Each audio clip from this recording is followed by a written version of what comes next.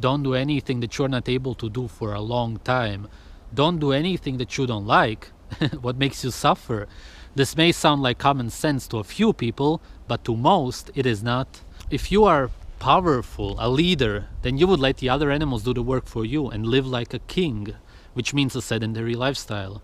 The enlightened ones don't exercise.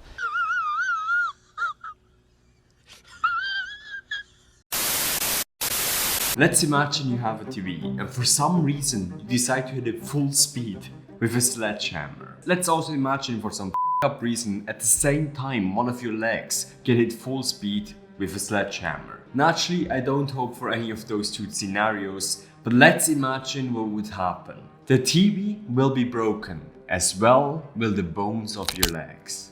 Maybe in your legs even your tendons are ripped apart and your muscles are torn. But let's imagine a year or 2 years fast forward. While the TV might still lay there in destruction, your leg is likely fully healed. On top of that, your leg might even be stronger than before. Your bones are thicker, your tendons are stronger, and your muscles are covered with scar tissue that increase the capability to deal with tension. Most living organisms have the capability to deal with non-killing stresses with an adaptive, heck, sometimes even a positive response. To some degree, the quote, "what doesn't kill you makes you stronger," is actually true. The same thing happens with weightlifting and training in the gym. And before you embark on this journey, mentally you have to prepare yourself for it, knowing it's going to get worse before it gets better. When you embark this journey, you must know that it's going to go down before it comes up. But when it comes up, it's going to go so much higher than you've ever been. Today I'm going to explain you on this simple idea that we've seen before, how training actually works. This is literally the only thing that you need to know about training, because this is the fundament for all the further knowledge that you accumulate.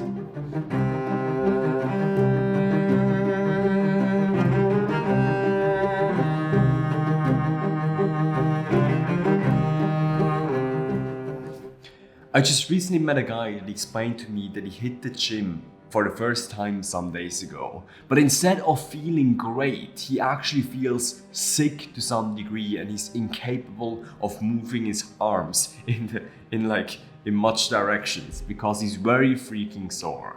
And this is normal. You have to understand in this fitness journey that this will go down before it goes up. That's the damage. That's literally the sledgehammer that is smashing into your muscles, your nervous system, your cardiovascular system, and even your bones when you first start training in the gym. So while your feedback process of your nervous system is quite fast, think you put a hand on your stuff and you put it away immediately. The feedback and the repair process of the cardiovascular system and the muscular system, the protein structure system, is way longer. Building muscle or repairing muscle even takes more time than being better at jogging, meaning the cardiovascular system. But in general, the way you get a positive reaction from your body, there first needs to be a reaction provoking negative stress. And that stress needs to be high enough to create a positive change in an organism, but not too high to create too much negative damage. So on a scale from 1 to 10, you should not train with a scale of 10. Instead, you should aim for a scale of 7 to 9.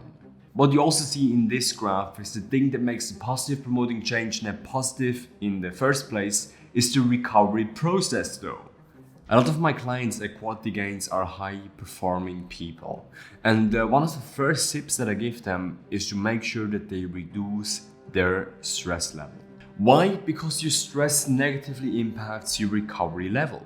If you have high stress level, your body is not capable of making a positive change. Your training efforts are like a mosquito trying to stop a plane taking off. That was an awesome explanation. The way you can increase this recovery process is by optimizing your sleep quality and quantity and eating an antioxidant-rich diet with plenty of fruits, vegetables, and spices. Conclusion: the only thing that you need to know about training, the only thing that you truly need to know by heart is this graph. Remember that your journey will go down before it goes up.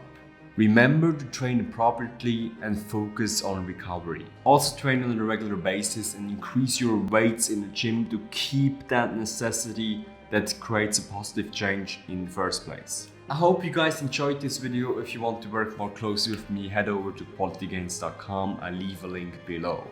Until next time. The mission of this YouTube channel is to put veganism across the goal line. If you want to help us achieve that, like and subscribe to this channel and don't forget to hit the bell icon. Let's make food production great again.